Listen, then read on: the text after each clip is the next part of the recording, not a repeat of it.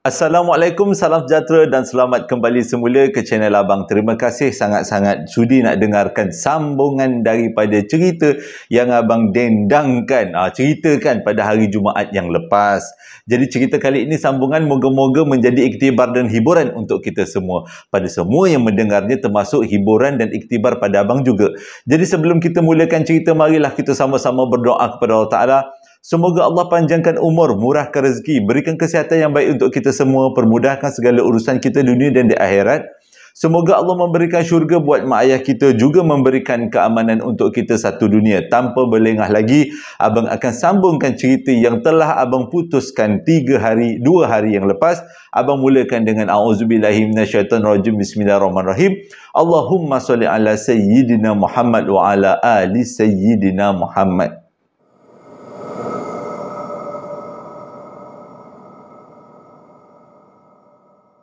Jadi sebelum Abang mulakan cerita, Abang nak ucapkan salam Ramadan pada semua yang berpuasa yang menyambut bulan Ramadan di Malaysia dan juga di mana anda berada. Indonesia, di Singapura, di Brunei dan juga negara-negara sekitarnya. Ada juga penonton daripada Australia, daripada Turki yang Abang dapat komen. Azerbaijan pun ada juga. Okey, Abang nak sambungkan cerita yang Abang putuskan. Yang hari itu Abang putuskan cerita, sebenarnya Abang dah tak larat nak cerita.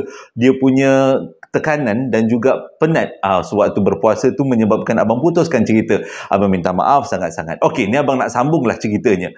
Ceritanya, sebelum Abang masuk kepada cerita, kita recall balik. Ceritanya tentang apa? Kisah tentang seorang pakcik yang namanya Pak Man. Dia kerja sebagai tukang kasut. Lepas tu dia berjumpa dengan seorang pengemis yang tak tahu siapa namanya, dan pengemis ni memang sangat pelik. Yang pertama, dia bagi nombor ekor kepada Pak Man untuk Pak Man beli, untuk Pak Man jadi kaya. Tapi Pak Man tak beli. Rupanya nombor ekor tu first prize.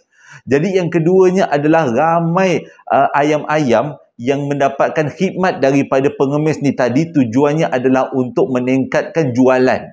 Jadi anak-anak yang tak faham boleh tanya dengan mak ayah. Ini bukan benda yang baik. Okey, cerita sambungannya. Pada satu hari tu, Pak Man tengah-tengah betul-betulkan kasut. Tiba-tiba dia didatangi dengan beberapa orang yang memang dia kenal, orang-orang kat situ juga nak datang nak betulkan kasut. Jadi sambil-sambil nak betulkan kasut tu, mereka ni kebanyakan 3-4 orang ni berborak sesama sendiri. Tapi yang diborakkan semuanya Pak Man tak faham, sebab dia bukan daripada bahasa Melayu tapi bahasa Cina pada waktu tu.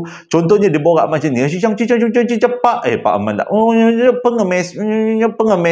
Yang Pak Aman faham tu adalah perkataan pengemis. Disebabkan pengemis tu keluar perkataannya banyak kali, menyebabkan Pak Man rasa macam ada sesuatu yang tak kena dengan pengemis ni. Jadi dah sambil-sambil dia betul-betulkan kasut tu, Pak Man pun tanyalah dengan 3 orang yang datang tu. Tanyalah apa sebenarnya yang korang borakkan. Jadi yang 3 orang ni beritahu, pengemis yang dimaksudkan adalah sama dengan pengemis yang Pak Man selalu tengok. Maksudnya pengemis yang pelik yang dia jumpa tu kan. Jadi Pak Man tanya, apa istimewanya pula kalinya? Rupanya ketiga-tiga orang tu cakap, dia orang dah lama tak jumpa dengan pengemis tu. Kalau jumpa, dia kata dia nak minta pertolongan daripada pengemis tu. Pada waktu tu Pak Man macam terfikir pula, ini 3 ni ayam ke? Tapi tak nampak macam badan ayam, sebab dah lari shape dia, jadi tak nampak macam badan ayam. Apa perkhidmatannya? Dia kata, Pak Man tanyalah, apa perkhidmatan yang kali ni yang ditawarkan oleh pengemis ni pula? Rupanya daripada 3 orang ni tadi mengatakan yang si pengemis ni tadi adalah orang yang pandai membuat tangkal. Bila dengar daripada macam tu, terkejut Pak Man. Biar betul, ini bukan setakat orang ni boleh meramal tentang nombor ekor, boleh juga bagi keuntungan pada pelacur ataupun pada ayam, dan kali ni boleh buat tangkal. Jadi dia tanya lagi, apa tangkal yang dia supply ni? Dia kata, rupanya 3 orang ni, yang 3 perempuan yang datang betulkan kasut, ketiga-tiganya adalah tokek kedai. Ada yang kedai makan, ada yang kedai menjual alat-alatan harian, lebih kurang macam DIY macam tu, dan ada seorang lagi tu pula memang kedai-kedai roncet biasa. Rupanya yang si pengemis ni boleh buat tangkal apa-apa jenis perniagaan, dan juga tangkal kalau budak-budak nak ambil peperiksaan, dia juga boleh buat tangkal. Tangkal tu kadang-kadang diselitkan dekat kedai. ada juga tangkal-tangkal yang digantungkan dekat leher untuk bagi menarik ataupun untuk bagi orang suka dekat kita. Jadi dengan kata lain, ini boleh dikatakan bomoh tangkal juga. Jadi bila dengar penjelasan daripada 3 orang ni, Pak Man pun diam je lah. Lain macam pengemis ni, lain macam terus dia kata dia punya kelebihannya lain macam. Macam-macam lah kelebihannya. Jadi ceritanya berlalu macam tu je. Selang 2-3 hari datanglah pula seorang lagi Cina. Salah. Seorang lagi Melayu. Bukan Cina. Kali ni Melayu. Seorang lagi Melayu. Lepas tu sambil-sambil nak betulkan, yang si Melayu ni tadi lebih kurang pangkat bapak-bapak jugalah. Lebih tua daripada Pak Man pada waktu tu. Tanya, kau ada nampak tak pengemis yang selalu datang kat sini, yang lepak-lepak dengan kau, yang selalu mengemis-ngemis kat kawasan kita ni? Jadi Pak Man pun cakap lah, orang tu kenapa nak cari dia? Nak tangkal ke? Dia kata, macam mana kau tahu? Dia kata, saya dengar cerita daripada orang-orang dekat sini yang dia mengatakan dia ni memang buat tangkal. Betul ke tangkal dia mujarab? Tu pakcik tu cakap. Pakcik tu kata, dia dapat tangkal tu daripada pengemis tu. Tapi pengemis tu cakap, tangkal tu hanya boleh bertahan dalam masa 6 bulan sahaja. Ada tempoh, rupanya ada expired. Dan lepas 6 bulan, tangkal tu dah tak berkesan. Kena lagi sekali ambil tangkal yang lebih kurang sama. Jadi Pak Man pun tanyalah, tangkal apa pula kali ni? Tangkal kedai sudah, tangkal untuk orang belajar pula sudah. Rupanya kali ni tangkal untuk kelihatan gagah. Jadi dengan kata lain, yang si pakcik ni tadi nampak aja muka macam dah tua-tua macam tu. Rupanya ulat bulu. Dia pakai tangkal, lepas tu dia cari anak-anak dara yang mana kulit-kulit mulus, dahi licin. Yang itu yang dia tangkap menggunakan tangkal yang diberikan oleh pengemis. Dengan kata lain, macam-macam jenis tangkal dia boleh buat. Itu satu cerita. Ada satu cerita pula, waktu tu Pak Man nak beli barang dekat kedai. Kedai tu pula memang kedai yang memang dia selalu pergi. Jadi dia pun pergilah kat kedai tu. Entah macam mana dia teringat nak tanyalah dengan tuan punya kedai tu. Kat kedai ni pun pakai tangkal juga ke? Dia kata, waktu tu muka pekedai tu berubah. Macam mana Pak Man boleh tahu? Pak Man kata dia tak tahu, dia cuma teka je. Sebab dia kata kebanyakan kedai dekat sini semuanya dapat tangkal daripada yang pengemis tu. Orang tu yang bila dengar tuan punya kedai, dengar apa yang Pak Man cakap tu, terus berubah, kata Pak Man, muka dia. Muka macam takut lah. Sebabnya kedai yang pakai tangkal, kalau dalam agama Islam, itu adalah bukan kedai yang tak berapa nak baik lah. Dengan kata lain, meminta pertolongan selain daripada Allah Ta'ala dalam agama Islam. Jadi itu adalah benda yang memalukan sebagai seorang Islam pakai tangkal. Terkejut orang kedai tu, dan Pak Man pun terkejut. Sejak daripada tu Pak Man mengelak untuk pergi kat kedai tu, sebab dia tak nak bersetongkol dengan orang yang memakai tangkal. Jadi Pak Man pun setiap kali pengalaman yang dia alami, dia balik, dia cerita dengan anak, dengan bini dia tentang tangkal tu pula. Tapi pada masa yang sama, Pak Man bagi nasihat kepada keluarga dia, jangan kita terpengaruh dengan tangkal-tangkal ni semua. Sebab tangkal-tangkal ni bukan daripada ajaran Nabi Muhammad. Nabi Muhammad tak pernah buat tangkal yang setahu abang lah. Abang pun ilmu agama tak berapa nak tinggi sangat, tapi ikut-ikut sejarahnya tak pernah dengar kan. Jadi kita ikutlah ajaran Nabi Muhammad. Jadi sambil-sambil tu Pak Man berceritalah, menasihatkan kepada keluarganya. Jadi tentang tangkal ni, boleh dikatakan semua orang dekat kawasan tu kebanyakannya dapat tangkal daripada pengemis ni, dan macam-macam jenis tangkal. Nak jadi cerita, pada satu hari yang si pengemis tu datanglah mengemis dekat kawasan tu, dan Pak Man pun ambil lah kesempatan ni untuk berborak-borak dengan si pengemis ni tadi. Dengan tujuan dia nak tanya sebenarnya pengemis ni siapa? Kenapa dia ada banyak kelebihan yang menakutkan? Kelebihan-kelebihan yang bukan daripada ajaran Islam. Jadi, bila dah berjumpa tu, dia pun berboraklah dengan pengemis tu. Tanya daripada mana. Tapi pengemis tu dia tak nak beritahu, dia cuma itu, dia gelak-gelak dia je. Dia kata, adalah, tak payahlah kau tahu. Last Pak Man cakap macam ni, aku dengar, dia kata, engkau ni banyak buat tangkal. Dia kata, macam-macam tangkal, macam-macam kelebihan. Ayam pun cari engkau, lepas tu orang pekedai-pekedai cari engkau pula boleh meramal masa depan pula. Jadi aku nak tanyalah, kenapa engkau jadi pengemis? Sedangkan engkau boleh gunakan sejarah kelebihan kau untuk engkau maju ke depan. Maju ke depan tu pelik pula perkataannya. Untuk engkau jadi seorang yang kaya. Buat apa engkau tak nak gunakan segala kelebihan ni? Dia cakap macam ni. Sebenarnya dia kata, itu adalah syarat ilmu aku. Aku memang mempunyai banyak ilmu. Tapi syaratnya, aku kena tolong orang dengan ilmu-ilmu aku ni. Aku tak boleh gunakan ilmu aku ni untuk kepentingan diri sendiri. Sudah. Falsafah dia lain macam lah. Bila Pak Man pun pelik juga. Abang yang baca email tu pun pelik jugalah. Falsafahnya lain macam. Menolong, tapi pertolongan yang diberikan tu agak menyimpang daripada ajaran Islam. Okay, jadi Pak Man bila dengar pendirian je macam tu, Pak Man, okey lah kot. Percaya je lah. Macam tu rupanya. Jadi kisah lelaki ni memang pengamal tangkal, memang menjadi buah mulut orang di sekitar-sekitar tu.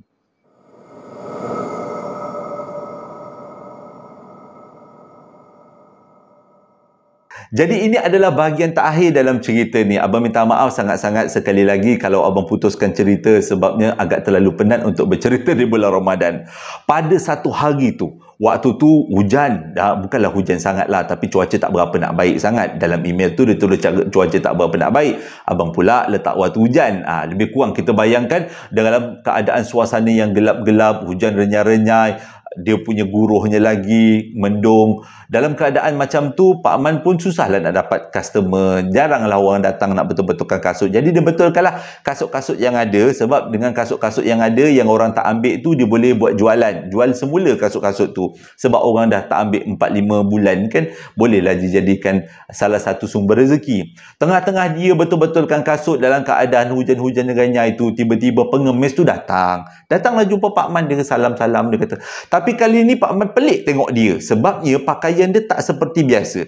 Dia pakai dengan kemas. Rambutnya disisir kemas dan tak ada bau busuk. Selalunya kalau dekat dengan dia, bukan bau muntah kucing. Memang bau teruk sangatlah baunya. Memang pengemis. Tapi kali ni orangnya kemas, bersih, cantik. Memang tersusun orangnya. Datang jumpa Pak Man. Pak Man tu terkebil-kebil lah. Aku tengok selalu kau ni memang keadaannya huru-hara. Kali ni betul pula keadaan kau ni.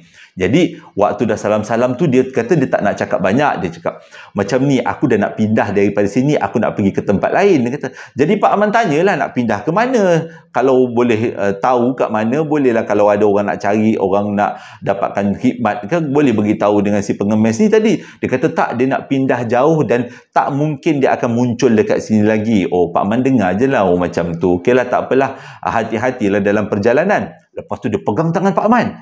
Dia kata macam ni, aku sebenarnya suka dengan kau. Engkau punya iman ni bagus, dia kata. Banyak kali aku uji kau, tapi engkau punya iman ni tetap pada Allah Ta'ala. Tu aku suka, dia kata.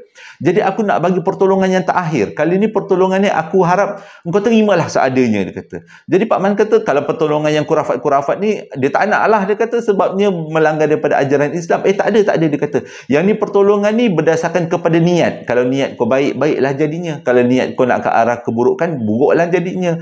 Jadi Pak Man pun cakap, cuba beritahu dulu. Kalau ada betulnya, jalannya lurus, bolehlah dia terima pertolongan yang diberikan oleh pengemis ni. Jadi pengemis tu pun keluarkan sesuatu daripada poket dia. Rupanya ada kertas. Dan kertas tu bila dibuka, ada satu tulisan tangan daripada pensel. Dan tulisan tu adalah tulisan ayat Quran dimulakan dengan Bismillahirrahmanirrahim. Dan ditulis dengan seterus-terusnya ayat. Jadi Pak Man pun okeylah ambil. Kenapa dengan bacaannya, dia kata. Macam ni lah, kata pengemis ni. Aku memang nak tolong kau sebab kau ni orang baik-baik, dia kata. Selalunya orang yang datang jumpa aku mesti nak ambil kesempatan dengan ilmu aku. Tapi kali ni aku betul-betul bagi ilmu yang bagus untuk kau. Kau hafal benda ni. Cukup 7 hari kau hafal benda ni dan kau akan jadi seorang yang senang. Semakin kau hafal, semakin dekat dengan hati kau, semakin senang kau akan nanti. Hidup kau akan lenang, hidup kau akan banyak duit, banyak rezekinya. Waktu tu Pak Man berkerut jugalah. Tapi bila dia tengok sekali lagi apa yang ada di atas kertas tu, tulisan tu bermula dengan Bismillah. Jadi dia rasa macam betul, mungkin ni ayat Quran yang betul lah kan. Jadi dia pun ucaplah terima kasih. Dengan pengemis tu kata dia pun tak boleh lama. Dia pun peluk-peluk dengan Pak Man, dia pun hilang macam tu aja. Pergi daripada situ. Dah tak berjumpa lah lepas tu. Sejak daripada tu, Pak Man pun mula-mulanya berat hati lah nak hafal. Tapi disebabkan ada perkataan Bismillah ni tadi, jadi dia pun hafal lah. Hafal punya hafal. Memang susah ayatnya, dia kata. Banyak perkataan, huruf-huruf yang dia pun nak sebut agak pening jugalah. Tapi berkat daripada hafal yang bersungguh-sungguh, dia nak test sebenarnya, nak uji betul ke orang ni cakap benda ni boleh mendatangkan rezeki yang melimpah ruah. Jadi dia pun hafal. Cukup 7 hari dia hafal. Pada satu hari tu, belum sempat dia buka kedai, orang ramai datang hantar kasut untuk betulkan. Jadi waktu tu Pak Man macam, okey pelik, mungkin ini kebetulan je kot, dia kata. Atau tak ada kaitan kot dengan dengan ayat yang dibaca tu. Jadi dia betulkanlah kasut. Dari hari ke sehari, pertolongan yang dia dapat adalah dari pelbagai sudut. Yang pertama, orang hantar kasut memang banyak. Yang kedua, ada je orang yang nak bagi duit. Ada sekali tu Pak Man dah tengah siap-siap kerja bungkus-bungkus barang, tiba-tiba ada seorang lelaki datang tak tahu daripada mana. Lepas tu dia cakap, saya dah lama perhatikan awak, saya memang nak tolong awak kembangkan perniagaannya. Ambil, dia kata 5,000. Tahun 1980-an, 5,000 tu dah macam 50,000 agaknya. Dia punya besarlah nilai. Terkejut Pak Man waktu tu. Waktu tu dia memang perlukan duit untuk beli peralatan baru. Pada masa yang sama juga anak-anak dia masih lagi bersekolah kan. Jadi perlukan duit sangat-sangat. Itu satu. Lepas tu kalau dia pergi mana-mana kedai, memang orang tak akan minta bayaran. Dia akan diberi belanja makan. Bukan dia je. Kalau dia bawa anak cucu cicit ke saudara mari, asalkan bersama-sama dengan dia akan makan free. Itu belum lagi teruk lagi. Yang paling best, bukanlah yang paling best, teruk pula abang punya. Yang paling seramnya, yang tahap seramnya adalah bila Pak Man setiap pagi Pak Man akan dapat bayangan nombor. Dan setiap kali tu Pak Man akan catat nombor. Ada di antara nombor yang Pak Man catat mendapat first prize bila tengok dekat salah satu syarikat Eko. Memang pelik sangat benda tu. Dan jadi Pak Man rasa gembira. Waktu tu dia dah mula rasa goyah. Dia rasa macam ada yang nak beli ke tidak. Ini kalau beli jackpot dapat 1 juta ni memang rumah besar, kereta besar, memang mewah lah hidup dia. Dapat pergi balik, pergi haji balik, haji 1 hari. Pergi hari balik hari, pergi umrah balik hari. Jadi fikir nak ke tidak, nak besarkan rumah. Dia kan duduk dekat kawasan setinggan kan. Kalau boleh nak belilah rumah teres ke rumah banglo. Waktu tu dia dah memang gundah gulana dah. Dalam keadaan yang tak sedap lah. Jadi disebabkan tu satu hari tu dia rasa iman dia betul-betul dah memang tak kukuh. Dan dia pun buatlah semayang. Minta doa pada Allah Ta'ala. Dia buat semayang hajat. Dia kata, kalaulah betul apa yang ilmu yang dia amalkan ni, mohon Allah berikan petunjuk lah. Jadi kalau tak betul pun minta Allah berikan petunjuk lah. Jadi dia pun sejak daripada tu setiap kali pun solat dia akan berdoa. Tapi pada masa yang sama dia tetap juga amalkan zikir tu. Dan benda-benda yang baik lepas tu banyak kali datang. Dia dah memang mewah lah hidupnya, boleh dikatakan mewah. Pada satu hari tu, entah macam mana waktu tu dia keluar daripada masjid, dia terserempak dengan imam yang imamkan semayang asar pada waktu tu. Jadi bila dah terserempak tu, imam tu pandang je dia. Imam tu cakap macam ni, ada sesuatu yang tak kena dengan Tuan Haji ni. Dia panggil Pak Man Tuan Haji lah sebab nampak jatuh kan. Ada sesuatu yang tak kena dengan Tuan Haji ni. Tuan Haji ni kena cari orang untuk berubat. Jadi dengan macam tu, Pak Man rasa macam, kenapa pula jadi macam ni? Jadi dia diam je lah. Dia diam. Jadi dia tanya dengan imam tu, ada tak tempat-tempat yang berubat? Dia kata, ataupun Tok Imam sendiri boleh berubat? Dia kata dia tak boleh berubat. Boleh pergi cari orang dekat Sungai Buloh. Dia kata dekat Sungai Buloh ada orang yang boleh berubat. Jadi berdasarkan alamat yang diberi, Pak Man tu pun satu hari ambil cuti. Dia tak buka kedai. Dia pergilah dengan bini dia berubat. Jumpa dengan seorang ustaz ni. Bukanlah ustaz, lebih macam kiai-kiai lah dia katakan. Kiai ni adalah orang tua yang banyak ilmu, yang alim ulama. Kalau kita panggil sekarang alim ulama, pada waktu tu dia panggil kiai. Lalu bila jumpa dengan kiai tu, lepas tu bila masuk cerita dengan kiai tu, lepas tu kiai tu cakap, boleh tak dia nak tengok kertas tu, kertas ayat yang katanya ada hafalan zikir yang diberikan oleh pengemis tu. Jadi Pak Man pun keluarkan, bagikanlah. Bila dah baca, dia tengok aja, dia kata tak sempat lah benda tu, setakat dia tengok 2 minit dia astaghfirullahalazim. Itu perkataan pertama yang dia keluarkan. Jadi Pak Man pun kata, kenapa pula ada apa yang tak kena? Tak payah saya nak bercakap dengan lebih lanjut. Ini adalah ayat untuk memuja iblis. Waktu tu Pak Man, wow, memuja iblis pula ada perkataan Bismillahirrahmanirrahim. Kata kiai itu, apa-apa pun kuasa baik atau kuasa jahat, semuanya atas izin Allah. Kalau Allah izinkan, barulah benda tu boleh terjadi. Kalau Allah tak izinkan, benda tu tak jadi. Tapi ayat yang seterusnya adalah ayat memuji iblis. Dia tunjuk dalam beberapa perkataan. Waktu tu Pak Man rasa macam nak terkencing. Selama ni dia zikir puji iblis ke apa? Jadi waktu tu dia dah memang rasa tak sedap hati, dah rasa macam takutlah dengan benda macam ni, rasa macam ditipu.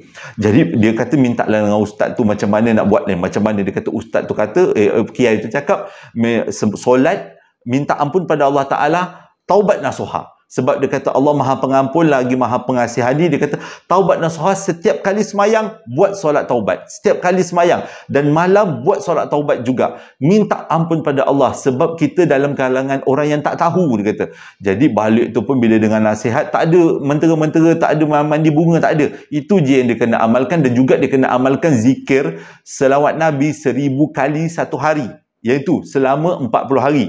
Jadi balik tu pun dia buat, setiap kali pun semayang, dia buat semayang taubat, dia buat zikir 1000 kali. Dan pada hari ke-40, Pak Man mimpi pengemis tu datang. Tapi pengemis tu memang muka dia hitam, bukan hitam, macam gelap dan menakutkan, dengan bajunya yang terkoyak-koyak. Waktu tu dia dalam mimpi itulah seolah-olah macam pengemis tu marah gila dengan dia. Dia kata, engkau ni orang yang tak tahu bersyukur, orang nak tolong masih lagi kau keadaan macam ni, masih lagi kau tak nak, kau pergi cari ilmu-ilmu yang lain. Dia kata orang nak tolong kau tak nak. Dia kata dalam mimpi tu, walaupun tak bercakap pengemis tu, tapi memang Pak Man tahu apa yang dia cakap tu macam kita boleh terasa di hati, di minda kita. Bangun daripada tidur berpeluh-peluh badan dia, memang dia dalam keadaan yang ketakutan sangat. Dan diceritakan semua ni, dia ceritakan kepada semua isteri dengan anak dia. Lepas tu dia jumpa balik dengan kiai tu, dia cerita dengan kiai tu. Kiai tu boleh cakap apa? Dia pun tak tahu siapa pengemis tu. Tapi ini adalah sebahagian daripada tipu helah syaitan, dia kata. Dan bila dengar penjelasan daripada kiai tu, Pak Man pun balik, sampai dekat rumah, dia dah termenung. Dia refresh balik ataupun ingat semula kejadian dia bertemu dengan pengemis tu, kejadian dengan ilmu-ilmu yang dikeluarkan oleh pengemis tu, sampaikan dikeluarkan satu ayat ataupun satu persoalan yang dia tak dapat nak rungkai sehingga ke akhir hayat dia, dan tak dapat dirungkai oleh keluarga dia, iaitu siapa sebenarnya dia, ataupun dengan lebih tepat lagi, siapa sebenarnya pengemis tu.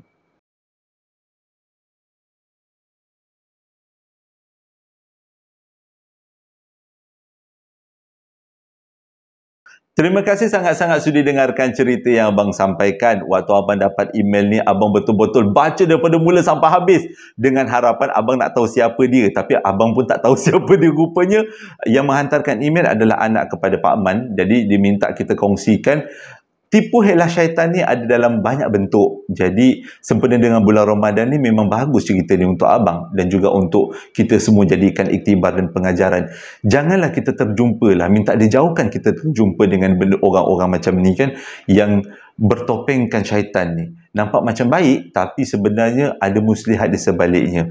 Jadi abang harap cerita ni menjadi iktibar, pengajaran dan hiburan untuk semua. Sebelum abang tamatkan cerita, awal hari ni tak ada ucapan. Cuma abang nak beritahu, perapan sate masih lagi ada promosinya. Beli satu paket RM19 400 gram.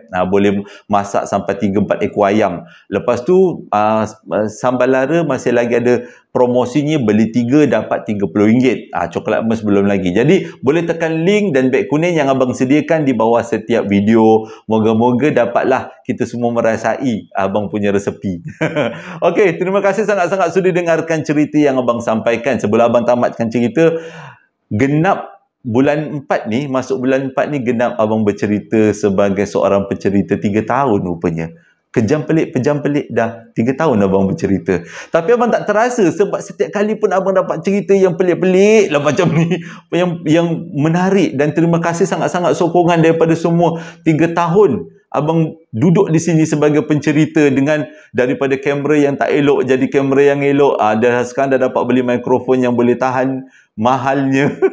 Dengan harapan, bukan niat abang adalah supaya cerita yang abang dapat, orang hantarkan cerita tu, hantarkan amanah kan, Jadi abang dapat sampaikan sebaiknya untuk hiburan, pengajaran abang dan juga semua. Itu niat abang. Sebab itu abang tak terasa 3 tahun rupanya abang dah bercerita. Terima kasih sangat-sangat pada semua yang mendengar, yang menonton. Satu pengorbanan doa daripada kalian semua sangat bermakna. Keluarga besar JSPL kita. Terima kasih sekali lagi. Dan hingga berjumpa lagi dalam 2 hari akan datang, abang ceritakan dengan satu cerita yang lain pula. Belum lagi abang baca. Baru nak baca ceritanya. Hingga berjumpa lagi. Assalamualaikum dalam 2 hari akan datang. Assalamualaikum warahmatullahi wabarakatuh.